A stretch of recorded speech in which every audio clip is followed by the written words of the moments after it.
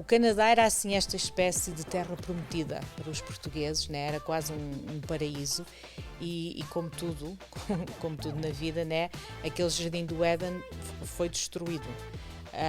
E eu acho que começou a ver-se um lado feio da cidade de Toronto e depois começou-se a desconfiar de tudo e de todos. Portanto, E é assim, e nessa altura, mesmo não sendo só no Canadá, em vários outros países, inclusive na Europa, nós não sabíamos o que é que eram esses atos criminosos. Não se conhecia, porque não era uma coisa tão comum assim.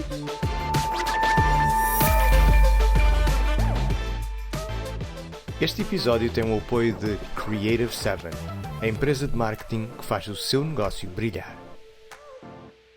Aqui estamos a fazer mais um Sem Espinhas, aqui com a minha querida Ana Fernandes e a Oiana. a Ana está ótima. Como é que tu estás, Cristina? Está tudo bem. Está tudo bem? Ótimo. Está tudo bem. Isto tem a ver com influências algarvias, está tudo bem? Está, é verdade. Mais um Sem Espinhas, mais uma conversa. Vamos só fazer aqueles pedidos que realmente, sem a vossa participação, colaboração, nós não conseguimos fazer nada. Portanto, nós precisamos que vocês partilhem, que façam likes, que nos acompanhem em todas as plataformas, uma de cada vez, naturalmente. Exatamente, que divulguem. Portanto, já sabe, Facebook, Instagram, TikTok, X ou Twitter ou X, como queira chamar, YouTube, Spotify, enfim, todas as plataformas está lá o Sem Espinhas. E todas as semanas trazemos aqui uma conversa diferente, um novo tema, um assunto, um convidado, uma convidada, depende. Vamos então ao tema de hoje. Ana, vamos trazer eu não lhe quero chamar um tema, vou-lhe chamar um acontecimento muito marcante na nossa comunidade e que, embora já tenham passado, salvo erro, 40 anos, ou quase 40 anos, foi em 77. Sim, quase 50. Quase 50. Eu acho que foi um momento que marcou muito a comunidade portuguesa, infelizmente não pela positiva. Foi o assassinato do Emmanuel Jacques, um menino de 12 anos que, para ajudar a sua família, que era uma família bastante humilde, engraxava sapatos na Baixa de Toronto, exato, mais propriamente na Yonge Street, na Rua Yonge.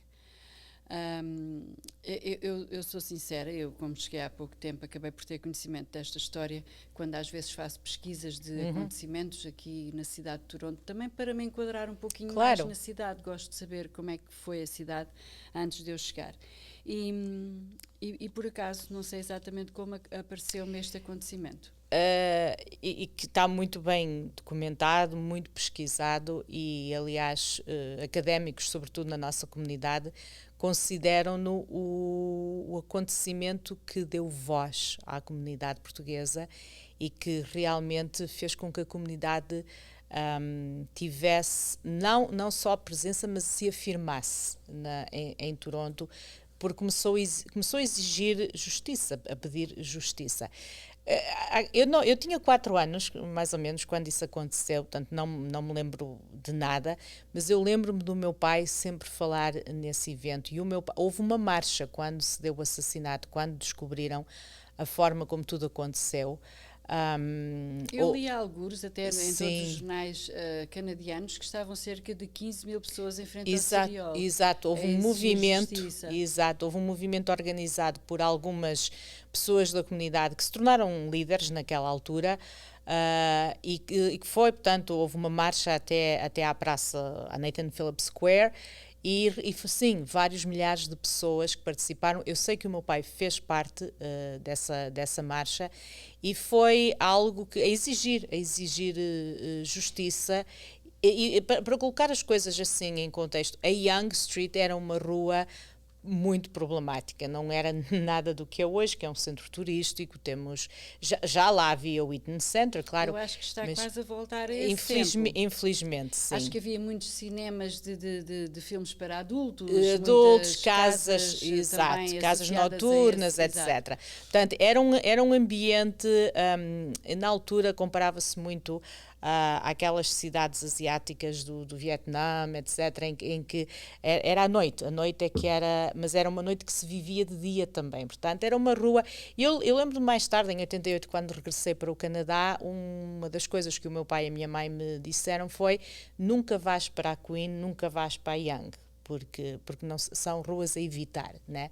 Portanto, levou tempo a que se limpasse, e já não era tão mau como no final dos anos 70, mas era sem dúvida um local muito mau. E o Emanuel, como tu disseste, vinha de uma família bastante humilde, trabalhava para ajudar os pais. E eram ambos portugueses, os pais? Sim, de origem açoriana. E, aliás, estávamos a falar, o escritor, o Anthony de Sá, documenta muito bem isso no livro de ficção que escreveu, Kick in the Sky, em que ele fala muito bem desse evento, e a história do livro anda à volta desse acontecimento que foi o Emmanuel Jacques. E ele, claro, ele foi abordado pelos indivíduos que lhe disseram para ajudar, porque iam mudar de casa, tinham que mudar a mobília, o que é que foi.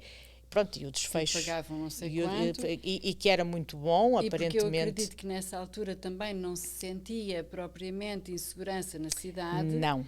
E uma criança com aquela idade, não é? Com 12 anos, não tem sequer. Claro. E toda a sua ingenuidade não vai pensar que alguém lhe vai fazer mal. E nem os pais o teriam alertado para isso, porque nunca tinha acontecido. Houve um historiador que descreveu o evento como o dia em que a cidade de Toronto perdeu a inocência. Porque realmente havia muita droga, havia os tais clubes noturnos, etc., mas não havia conhecimento de nada trágico, né? E ficava tudo só nesse mesmo ambiente e nesses mesmos frequentadores. Sim. Quando se dá esta situação é que vem tudo à luz do dia. Vem tudo ao de cima. E começa então, creio que em parte devido à pressão que foi feita pela comunidade portuguesa também. Não havia um representante político português, mas não havia até essa data? Não, que eu tenha conhecimento, não, acho que não. E o que eu tenha lido, acho que não. Mas cá está, mas com a pesquisa que fiz, houve muitos políticos que se juntaram ao protesto, à manifestação, e que exigiram que se limpasse a Yonge, que houvesse uma limpeza da Baixa de Toronto. E foi aí que começaram a encerrar muitas daquelas casas que existiam, massagens, etc. Começaram a encerrar, mas foi preciso ter havido um acontecimento trágico para que se começassem a... E que levou tempo, cá está, 10 anos depois ainda...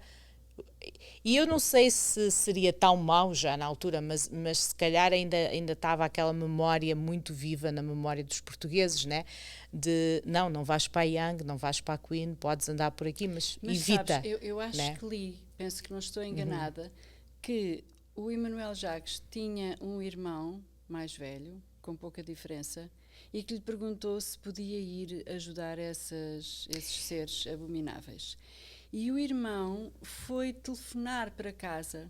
Sim, exato. Há uma história qualquer assim, exato. Mas que quando voltou para trás para dizer... Já ele lá não estava, ou o que exatamente. Era. Mas, ou seja, vê-se que havia uma boa educação nesse sentido, porque o menino não ia tomar uma decisão sem telefonar para casa para os pais primeiro, dos telefones públicos, que era o que havia nessa altura. Sim, as cabines telefónicas, mas houve esse cuidado, só que quando volta atrás para ir ao encontro do irmão, dizer-lhe o que quer que fosse que os pais tinham dito, se calhar até que não, já não o encontra. Já não o encontra. E acho que ele só é encontrado 3 dias depois. Foi só, sim, acho algo como 2 ou 3 dias. E claro, há também o documentário que o Bill Muniz fez que se chama The Shoeshine Boy. Eu acho que já vi esse documentário e se calhar é daí que eu tirei esta ideia. E é de arrepiar, realmente está muito bem feito. Conta realmente a história de uma forma muito, muito direta, né? A família é muito reservada, não fala, não dá depoimentos, não dá entrevistas, mas... Eu acho, bem lá no fundo, eu acho que acabou por ser... O Canadá era assim esta espécie de terra prometida para os portugueses, né? Era quase um paraíso e como tudo na vida, né? Aquele jardim do Éden foi destruído. E eu acho que começou a ver-se um lado feio da cidade de Toronto e depois começou-se a desconfiar de tudo e de todos. Portanto, deu a que Eu recordo-me mais tarde, depois com as histórias do outro ser, cujo nome eu nem sequer gosto de dizer, mas do Paulo Bernardo, começou a ouvir-se entre os portugueses referências a isto é uma história muito parecida à do Emmanuel Jacques, né? E eu acho que marcou ao ponto que havia um medo, havia um receio. Porque, claro, se as pessoas pensavam até aí que podiam confiar em toda a gente, que isto era o tal Éden, que se vivia segurança por todas as zonas da cidade. E é assim, e nessa altura, mesmo não sendo só no Canadá, em vários outros países, inclusive na Europa, nós não sabíamos o que é que eram esses atos criminosos. Não se conhecia, porque não era uma coisa tão comum assim. Não quer dizer que não existissem, mas provavelmente noutros meios. Portanto, é normal, é como se o teu sonho foi completamente destruído. Completamente destruído. As pessoas destruído. não podem confiar em ninguém porque não sabem de onde é que vem o mal. Ou, aliás, pensam que o mal pode estar em todas as esquinas. E escondido em qualquer lugar, exato. E depois começou-se a apontar dedos a grupos, a colocar rótulos, a classificar e a julgar um todo apenas por 3 ou 4 indivíduos. Eu, por acaso, li nos jornais que estava a tentar refrescar a memória, que eles mencionam, e achei isso curioso, e não é pela positiva, mas achei curioso porque eles mencionam sempre que foram 4 homossexuais. Para mim foram 4 homens. Exatamente. Portanto, foram 4 seres abomináveis, porque não é o facto de eles serem homossexuais que os faz ser criminosos, não é? Não sei se era um desses rótulos que tu te estavas a referir. Era tanto, e que a comunidade homossexual acabou por sofrer imenso, porque durante muitos anos foram todos associados. Homossexual era quase igual a ser assassino, né? E foi muito difícil, E há outra coisa que às vezes as pessoas também tendem a confundir, que é a homossexualidade com a pedofilia. Exatamente. Também nada tem a ver uma coisa com a outra. Porque assim, a homossexualidade é uma opção natural, uma orientação sexual, e todas estas outras são desvios, quer dizer... Há heterossexuais que são pedófilos. Completamente. E que têm muito mais outras tendências desviantes e criminosas. E, portanto, acabou por sofrer todo um grupo. Não foi só a comunidade portuguesa a sofrer, como disse, todo o grupo, toda a comunidade homossexual acabou por sofrer também. Quase tinham que se esconder para não serem vítimas, para não serem julgados. E nessa altura já devia ser complicado assumirem. Claro, não é? Agora imagina depois assim de um crime. Isso. E cá está, os jornais e as notícias sempre a colocarem a palavra homossexual na notícia. Portanto, também não foi fácil, e aliás, se lerem, há vários arquivos, vários historiadores que se têm dedicado a estudar o que foi o fenómeno Emmanuel Jacques, não só no seio da comunidade portuguesa, porque realmente foi a primeira vez que a comunidade ganhou voz. A comunidade também perdeu a inocência, não foi só a cidade de Toronto em si, a comunidade portuguesa, é o que eu digo, vivia naquele Éden, e perdeu essa inocência. De repente há monstros entre nós, né? Mas portanto, todos os historiadores que têm estudado este caso mencionam o quão tendenciosas eram as notícias também, aquela maneira subtil de dizer coisas que não faziam falta, cá está, identificar... Mas se calhar até né? também por alguma ignorância, entre aspas, do Exato, jornalismo da altura. Exato, não? Estamos a falar dos anos 70, portanto, ainda havia determinados tabus, acho que era isso. Havia determinados tabus, ainda hoje já, determinados tabus que realmente eu acho que não se pensava com a cabeça clara, né? Era, pertencem a este grupo de pessoas, e depois também era quase o querer distanciar-se, o querer dizer, nós não somos assim, claro. Portanto, há também esse lado. Não foi um episódio, é como digo, eu não me lembro dele, eu tinha 4 anos, mas lembro-me super bem do meu pai mais tarde falar, e depois quando eu regressei de Portugal em 88, essa história ter vindo ao de cima, e realmente o meu pai falar, olha, ainda não há assim há tantos anos que aconteceu que aconteceu isso. E depois, 2 ou 3 anos mais tarde, dá-se o caso da Christian French, Christian French, como é que ela se chamava, e os casos do Bernardo, né? A Christian French não conheço. É French, ela é French, uma das vítimas dele. Christine, das vítimas do coisa, yeah.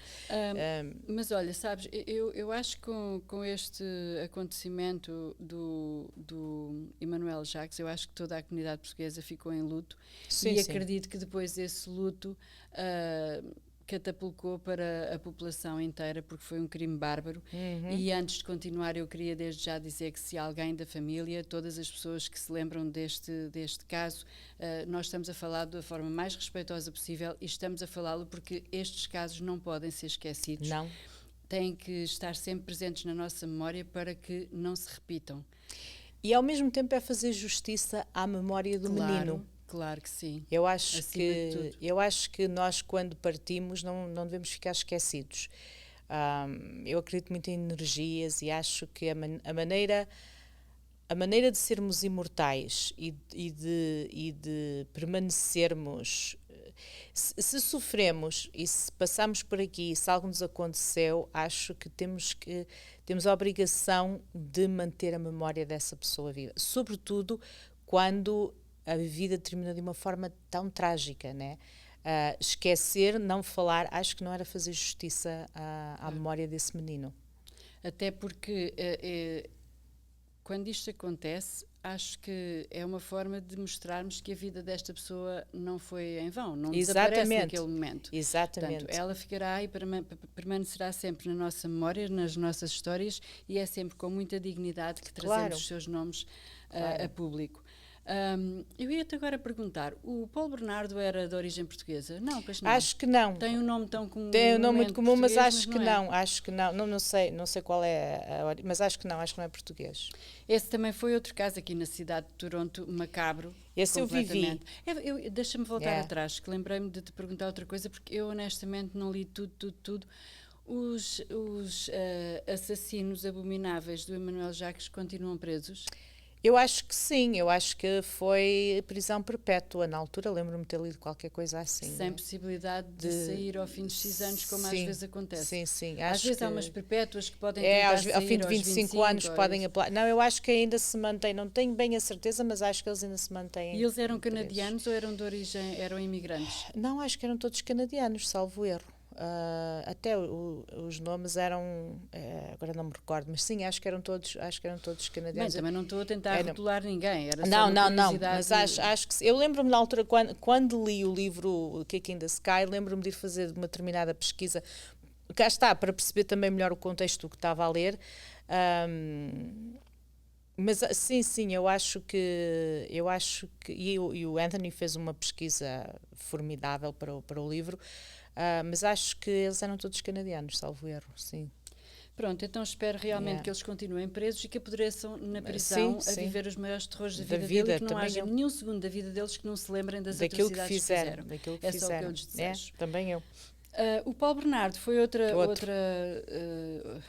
acontecimento miserável. Essas duas criaturas também são os dois. Os dois. Ela é tão monstruosa como que eles ficaram conhecidos na cena criminosa como o Ken e a Barbie criminosos, não é? Isso foi quantos anos depois? Não foi muito tempo? Não. Foi, estamos a olhar para 89, 90, início da década de 90. Anos. Porque eu vim para cá em agosto de 88 e eu estava no 10º ano, acho, quando isso aconteceu. Portanto, estamos a falar 89, 90, à volta disso. Outro pavor. E cá está. As memórias todas do que tinha acontecido ao Emmanuel Jacques voltam a manchar e a vir ao de cima. E eu acho que eu acabei por saber muito dessa história devido ao que estava a acontecer com o Bernardo. E lembro-me de repente... eu ia para a escola a pé, era cerca de 20 minutos da minha casa para a escola, e de repente o meu pai a dizer-me, não, vai de autocarro, não andes a pé sozinho, ou então vão grupos, né, junta-te alguém aqui, e havia muita gente ali na minha rua. Porque os acontecimentos com o Paulo Bernardo são curiosos no sentido de que pensava-se que eram dois criminosos diferentes, portanto havia um na zona de Scarborough e Toronto que... violava raparigas, ou pelo menos tentava, não é? O número de violações era assustador na altura. Exatamente. E depois ele casa com a Carla Homolka. E vão para St. Catharines, salvo erro. E a Christine French, eu não me lembro, é qualquer coisa, Christian, mas sei que é French. Ela era de St. Catharines. E acho que a outra também, cujo nome me escapa agora, também acho que era. Mas depois acaba por se descobrir que ela contribuiu também para que matassem a própria irmã. Quer dizer, tudo isto começa a surgir, desaparece a Kristen French, a foto dela em todos os jornais, apelo nas televisões, e tu vives em pavor. Eu lembro-me, não havia telemóvel, eu lembro-me de ir para a escola. E em simultâneo, ou com 1 ou 2 de diferença, as violações de Scarborough, porque sempre se pensou que eram duas coisas diferentes. E, portanto, foi dos piores momentos que eu vivi. Cá está, estava-me a tentar adaptar ainda ao Canadá, estava aqui há um ano e pico, estava a começar a saber comunicar em inglês, e uma das coisas que eu tinha para melhorar o inglês era ler o jornal. Eu gostava muito de ler o jornal e comecei a ter quase medo, quase receio de ler o jornal. Nas escolas, os professores a perguntarem como é que nos estávamos a sentir, se queríamos falar com alguém, porque havia assim esse pavor, era um peso no ar. O que é que está a acontecer? Estavas a andar na rua e olhavas por cima do ombro, né? Eu lembro-me do meu pai dizer: anda no passeio contrário ao trânsito, portanto a faixa contrária, porque assim os carros vêm de frente, ou então anda pelo passeio onde houver carro estacionado, porque tens aquele obstáculo ali entre a faixa e o passeio. Portanto, era esse tipo de coisa que nos diziam. Nunca... Ainda por cima, que na altura não se sabia, só se soube quando os apanharam. Exato. É que ele era aparentemente completamente improvável, porque era uma pessoa com um aspecto, com muito bom aspecto. Muito bom aspecto, simpático, bonito, muito simpático, sorridente. Educado. Portanto, é todo aquele estereótipo que nós achamos, não é o estereótipo da boa pessoa, do rapaz educado de família. Afinal, era um psicopata ordinário do pior. E, portanto, eu lembro-me até ele ter sido detido, foi realmente um pesadelo enorme o chegar a casa. Eu lembro-me da minha avó estar à varanda, porque ela sabia que eu chegava.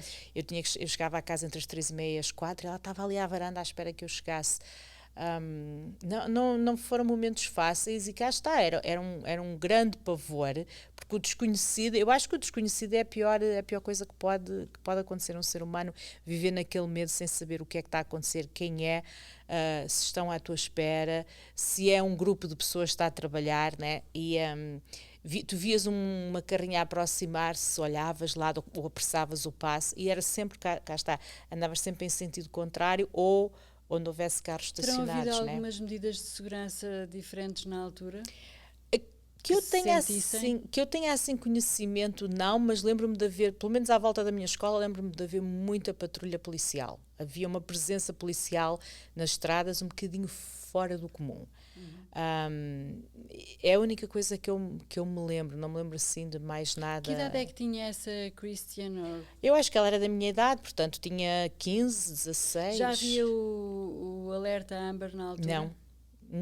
Não, nem sequer havia, ou se havia, só trabalhava em rádio e televisão, não é? Porque não havia telemóveis. Mas acho que não, acho que ele só foi instituído mais tarde. Agora aqui também não tenho a certeza, mas não me recordo de Amber Alerts. O que me recordo é a foto dela, em tudo o que era as notícias a abrirem com a foto dela, rádios só falavam nela, as capas de jornal, isso sim. Ela isso teve desaparecido há muito tempo então. Uns dias, sim, não me recordo quantos, mas foi uns dias. Mas mesmo depois de ter sido encontrada, o pesadelo não tinha acabado, porque ele não foi logo detido, né? E depois tinha aparecido Leslie Mahaffey, que esta era a outra, e depois aparece mais tarde, descobre-se também a irmã. As violações continuava-se a falar nelas, portanto foi um grande pesadelo. E depois é a Carla Homolka que o acaba por entregar, não é? Sim, faz a companheira Barbie assassina também. Assassina, que para mim é tão monstruosa como ele. Que muitas das vezes era ela que atraía as miúdas. Sim. Para a casa deles, pelo menos em St. Catharines, acho que era esse o modus operandi. A história, exato, as notícias todas diziam que ela é que atuava, ela é que angariava as meninas para ele. Ele praticamente não era visto em público. Porque, ela, para que saibam, já está solta. Sim, foi o acordo que ela fez para contar os detalhes todos. Mas nunca se vai livrar de ser uma assassina cruel, que até a própria irmã entregou às bocas do lobo. Do lobo, exatamente. Foi assassinada na noite de Natal. Isto é muito cruel. Claro que é, claro que é. Eu acho que por isso imagina os pais que a realidade supera sempre a ficção. É. Ninguém no seu próprio juízo consegue imaginar que uma outra pessoa poderá fazer uma coisa destas. Tem que haver uma coisa qualquer aqui dentro da máquina cerebral que está desligada. De maldade, de muita crueldade, porque eu também não quero dizer que eles são que não são bons da cabeça, que têm alguma deficiência mental, porque não são imputáveis. Não, eles eram pessoas... cá está, o normal não deve ser usado, mas eram pessoas normais, não tinham qualquer problema, para além de ser psicopatas. Exato. Portanto, ali qualquer coisa está desligada. É pura definição de crueldade, maldade, sei lá, não há adjetivo para descrever estas pessoas, né? É horrível, é horrível. Enfim, pronto, foram alguns momentos marcantes aqui na cidade de Toronto, como infelizmente em todas as cidades também há histórias menos boas, mas que fazem parte da história da cidade, da história do Canadá. Acredito que provavelmente poderão ter surgido algumas leis diferentes. Geralmente estes casos trazem novas leis. Sim, e eu acho que o Amber Alert que surgiu depois... Mas o Amber Alert surgiu aqui ou nos Estados Unidos? Pois é isso que eu tenho que ir investigar. Porque a Amber era a menina que desapareceu. Exatamente. Portanto, é o nome da menina. Eu realmente não sei agora. Eu acho que foi nos Estados Unidos primeiro e depois, se calhar, o Canadá adotou logo a seguir a esses. E tem ajudado imenso a localizar crianças. Eu acho importantíssimo. Eu sei que há pessoas que ficam super incomodadas quando o telefone toca às 4 da manhã. E claro que eu também me assusto, mas eu acho Ponha-no muito em silêncio, importante. Né? Olha, vocês viram, não sei se tomaram conhecimento, mas agora há pouco tempo houve uma menina, Claire Bell, salvo erro, que desapareceu no Quebec, teve 3 dias desaparecida e felizmente apareceu com vida, uma menina de 3 anos. Sim. E apareceu bem, tudo bem aparentemente. E lá está, esse é um dos casos que eu acho que o Amber Alert também ajuda muito. Se acordar, ou se a gente não conseguir voltar a dormir, opa, é por uma boa sério. causa. É uma vez de 3 em 3 meses ou de 6 em 6 meses. Infelizmente às vezes 3 em 3 meses, 6 em 6 meses, mas eu não compreendo, porque eu acho que tens que ser uma pessoa sem coração, uma pessoa muito fria, para não... Eu quando vejo um alerta desses, eu penso, meu Deus, o que é que foi agora, né? O que é que podemos fazer para ajudar? Não ficar irritada. E há pessoas que têm até o desplante de ligar para o 911 a reclamar. Quer dizer, é o número das urgências. Estão a reclamar do quê?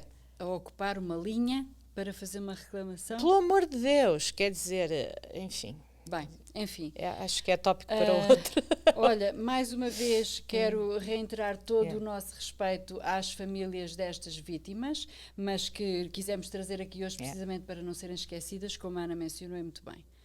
Exatamente. E é isso. Estas também são as histórias menos bonitas, mas que fazem parte da história de Toronto, do Canadá, e quisemos trazê-las aqui para serem sempre lembradas, porque estas pessoas não ficaram esquecidas, muito pelo contrário. E há que lembrá-las, e se por acaso gosta, por exemplo, no caso do Emmanuel Jacques, veja o documentário The Shoe Shine Boy, que foi realizado pelo Bill Muniz. Eu acho que o vi, não sei se foi na Netflix, se está no YouTube. Acho que é no YouTube que está. E o livro Kicking the Sky, de Anthony de Sá, também vale a pena ler. É verdade, vale muito a pena. Ana, encerramos aqui o Sem Espinhas de hoje. Acho que sim. Partilhe este podcast, já sabe que estamos em todas as plataformas, faça likes e faça-nos também sugestões de alguém que queira ver aqui a conversa connosco ou de algum tema que queira ver discutido por nós as duas. Obrigada.